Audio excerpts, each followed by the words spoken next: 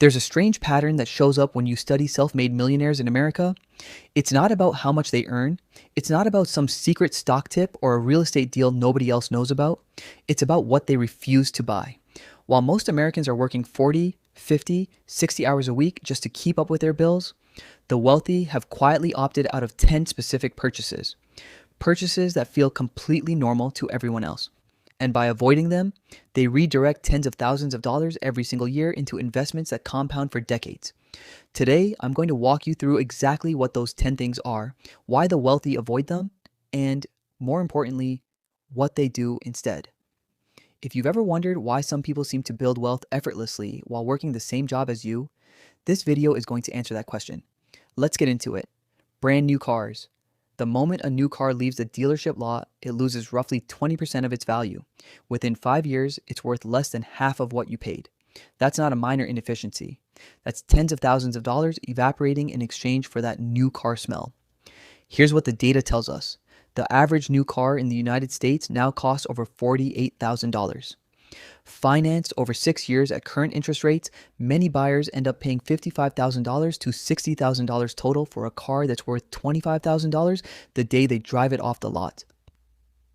Rich people know this math. Study after study on American millionaires shows the same finding. Most of them drive cars that are 3, 5, sometimes 10 years old. Not because they can't afford new ones, because they understand that a car is a depreciating tool, not a status symbol. What they do instead, they buy reliable, slightly used vehicles, usually 2 to 4 years old, and let someone else absorb that first brutal wave of depreciation. The money they save doesn't disappear. It goes into a brokerage account where instead of losing value every year, it compounds. Extended warranties, you've heard the pitch 100 times, at the electronics store, the car dealership, the appliance counter. For just a little more, you're covered for the next 5 years. It sounds responsible. It sounds smart. But here's the truth the finance industry doesn't advertise. Extended warranties are one of the highest margin products retailers sell. Some estimates put the profit margin on extended warranties above 50%. That number alone should tell you who these products are really designed to benefit. The wealthy tend to self-insure for small and moderate expenses. Instead of paying a company $200 to maybe cover a $300 repair, they keep that money in an emergency fund that covers far more than any single warranty ever could. And if nothing breaks, the money stays theirs and keeps growing. Lottery tickets. This might be the most financially destructive habit in America, and it disproportionately affects people who can least afford it. Studies have repeatedly shown that lower income households spend a significantly higher percentage of their income on lottery tickets than wealthier households. The math is brutal. Most state lotteries return less than 50 cents on the dollar over time. That means for every $10 spent, the expected return is less than $5. It's one of the worst performing investments a person can make. And yet millions of Americans buy tickets weekly, hoping to shortcut their way to wealth. Wealthy individuals overwhelmingly skip this, not because they are against taking risks. Many of them take calculated risks in business and investing constantly, but because they understand the difference between a calculated risk and a mathematically guaranteed loss. Name brand markup on everyday goods. Walk into any grocery store and you'll see it. The brand name cereal next to the store brand, often made in the exact same factory. Sometimes by the exact same manufacturer, priced 30 to 50% higher purely because of the label. This applies far beyond groceries, medications, cleaning supplies, basic clothing, even gas station fuel. In many cases, you are paying almost entirely for marketing, not quality. Interestingly, wealthy consumers are often more comfortable buying generic on commoditized goods because they've done the math and realize the difference is often negligible. Where they do spend more, it's usually on things that genuinely affect quality of life or durability, not on brand prestige for its own sake. A family that saves just $40 a week by choosing generic over brand name groceries saves over $2,000 a year. Invested over 20 years at a modest 8% return, that's more than $95,000 from grocery choices alone. Timeshares. Few financial products have a worse reputation among people who study personal finance, and for good reason. Timeshares are notoriously difficult to resell. Many owners report being unable to sell their timeshare for even a fraction of what they paid. And some end up giving them away for free just to escape the annual maintenance fees. Those maintenance fees are the real trap. They increase almost every year, regardless of whether you use the property, and they're contractually very difficult to exit. Wealthy travelers who want a consistent vacation spot generally prefer flexible options, renting through the same networks other travelers use or simply paying for hotels and short-term rentals as needed. It costs more per trip on paper, but it comes with zero long-term liability.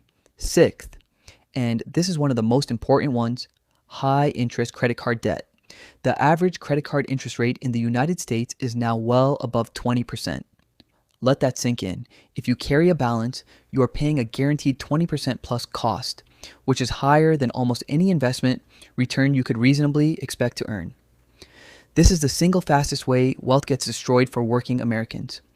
Someone can be diligently saving and investing, and it means almost nothing if they're simultaneously carrying a $5,000 credit card balance at 24% interest, because that debt is growing faster than their investments ever will.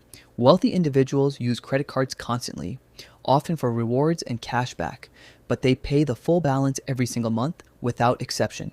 The card is a tool for convenience and perks, never a source of borrowed money. Designer handbags, watches, and clothing, specifically buying them on credit or financing. This one surprises people because we associate luxury goods with wealthy people. And it's true, some genuinely wealthy people do buy luxury items. The difference is how. There's a well-documented phenomenon researchers call visible wealth versus actual wealth. The people who are the most eager to display luxury brands in public are often not the wealthiest. They're using visible spending to signal status, sometimes while carrying significant debt to afford it. Meanwhile, many people with substantial actual net worth live modestly and would be hard to identify as wealthy just by looking at them. The rule wealthy people generally follow: if you can't pay for it in full, in cash, without touching your emergency fund, you can't afford it yet. Unused subscriptions. The average American now pays for multiple streaming services, apps, and memberships they've forgotten about entirely. Some estimates suggest the average household loses over $200 a year on subscriptions they no longer use or barely touch. This might sound small compared to a car or a house, but it's a symptom of a bigger pattern. Money leaving the account automatically without ever being consciously evaluated. Wealthy individuals tend to audit recurring expenses regularly.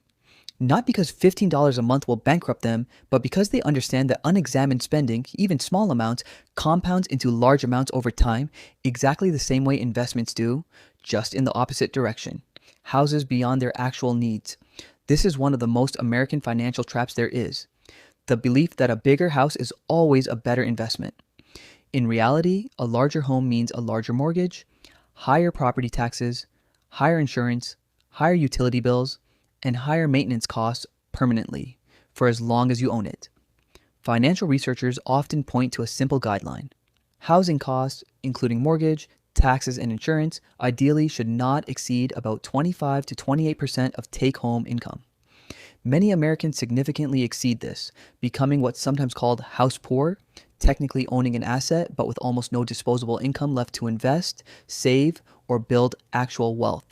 Wealthy individuals, especially those who built their wealth rather than inherited it, very often live in homes modest relative to their actual net worth, freeing up enormous amounts of monthly cash flow to invest instead.